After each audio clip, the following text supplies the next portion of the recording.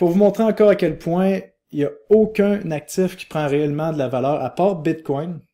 Si on divise Bitcoin par la quantité d'argent en circulation, on voit que Bitcoin quand même prend de la valeur par rapport à la quantité d'argent en circulation. On voit que l'or a fait son breakout, mais regardez, si on recule, l'or vaut beaucoup moins cher qu'en 1980 malgré tout par rapport à la quantité d'argent en circulation. Quand même fou hein, quand on regarde ça. On n'a même pas atteint les niveaux qu'on a atteints en 2011, alors que si on regarde la charte de l'or, on a brisé les niveaux de 2011 si on mesure en quantité de dollars, mais si on divise par la quantité de dollars, on se rend compte que l'or vaut moins cher qu'en 2011 par rapport à la quantité d'argent en circulation. Vous voulez une autre charte surprenante? Voici ici la valeur des maisons aux États-Unis, qu'on a eu le crash de 2008 jusqu'à 2009, même jusqu'à 2012 si on regarde ici. Ensuite, on a eu une belle montée. Est-ce que les maisons valent vraiment plus cher qu'en 2007, 2006 avant le crash? Là, vous dites, ben oui, regardez, c'est 2 fois plus haut. Mais si on divise, encore une fois, le prix des maisons par le M2 Money Supply, la quantité d'argent en circulation, on se retrouve avec cette charte-ci que finalement, le prix des maisons vaut beaucoup moins cher que qu'est-ce qu'on avait en 2006 en termes de valeur. Donc, le prix en dollars est plus cher, mais la valeur est moins grande. Et ça, tout ça est propulsé par votre belle banque centrale qui vous appauvrit d'année en année. Et par les médias qui vont vous pousser des pornos de la peur pour vous faire réagir, pour que vous acceptiez l'impression monétaire, toutes les conneries qu'on voit. Donc, la morale de l'histoire, c'est quoi? Ben, la morale de l'histoire, c'est que, pour moi, je pense que la quantité d'argent en circulation va continuer de monter. Donc, qu'est-ce que ça veut dire? Ça veut dire que le prix des actifs à risque, comme Bitcoin, le marché des actions, les meilleurs altcoins, s'en vont vers une autre jambe haussière après que la panique sur les tarifs va être passée. Et ça veut dire qu'on a sûrement beaucoup d'argent à faire dans les prochains mois.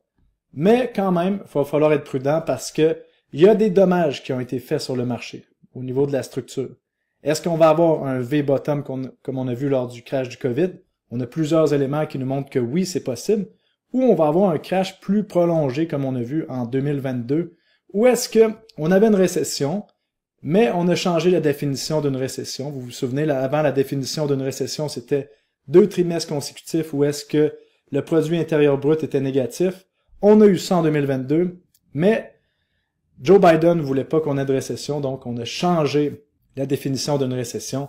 Mais c'est ça qu'on a vu en 2022, c'est pour ça que ça a été long avant de se remettre. Est-ce qu'on va voir le même genre de crash que 2022 ou un V-bottom? Ça, seul l'avenir va nous le dire, mais pour moi, je pense qu'il y a une prochaine jambe haussière qui s'en vient sur les cryptos.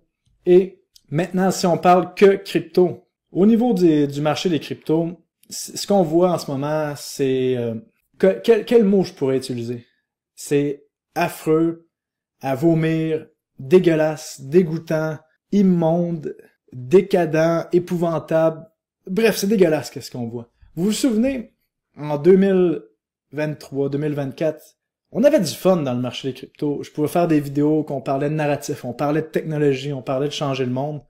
Même les vidéos que je faisais, surtout en 2020, en 2017, même les vidéos que je faisais, on parlait de changer le monde. Maintenant, qu'est-ce qu'on voit dans le marché des crypto-monnaies? On voit que des conneries complètement cons qui rendent... C'est des meme coins. Quand je vois le Trump coin, le Melania coin, des pays qui lancent des meme coins qui servent à rien, on voit juste des gens qui essaient de vous extraire de la valeur pour la mettre dans leur poche. Donc, qu'est-ce qu'il va falloir faire au niveau du marché des crypto-monnaies? C'est seulement mettre notre focus sur les projets qui ont de la passion derrière, qui ont une réelle innovation, comme BitTensor, par exemple. Si on prend BitTensor, en ce moment, oui, peut-être que le prix est pas très élevé. On regarde BitTensor 244 $ alors que on l'a déjà vu à 800, mais les fondamentaux arrêtent pas de s'améliorer. On a de l'effervescence là-dedans, des développeurs qui développent des nouvelles solutions. On a presque 100 subnets quand on regarde ça. Chez Crypto Recherche, on a parlé des subnets depuis plusieurs mois. Dans les dernières semaines, sur les subnets, on voit que il y a eu des x3, des x4, des x10 au niveau des meilleurs subnets sur BitTensor. C'est un bull market à l'intérieur de l'écosystème BitTensor qu'on voit actuellement, et ça, c'est génial à voir. Je vous rappelle que si vous voulez voir ce que je pense plus en détail sur ce que j'achète, ce que je vends, mais c'est sur cryptorecherche.com que ça se passe, que le marché monte, descende ou tourne en rond. On est là pour vous. On fait des analyses poussées, comme vous voyez dernièrement sur Render. J'ai changé ma stratégie de portfolio dernièrement. On a des indicateurs maison. On parle de justement les DTAO avec BitTensor. Donc, c'est la communauté numéro 1 en crypto. Et on a vraiment du fun, honnêtement. Donc, pourquoi je vous parle des subnets de BitTensor, c'est parce que il y a de la passion dans cet écosystème-là. Il y a certains projets qui existent encore en crypto, qui a de la passion, que c'est intéressant. La plupart, 99,99% des projets crypto, c'est de la merde. Faut pas y toucher. Mais dès qu'on va avoir notre prochaine jambe haussière au niveau de l'impression monétaire, ben, fiez-vous sur moi que les meilleurs projets vont bénéficier au niveau des cryptos. Mais en ce moment, c'est sûr que le marché des cryptos est infecté par la pourriture totale de la corruption de gens qui essaient d'extraire de la valeur de nous, le peuple.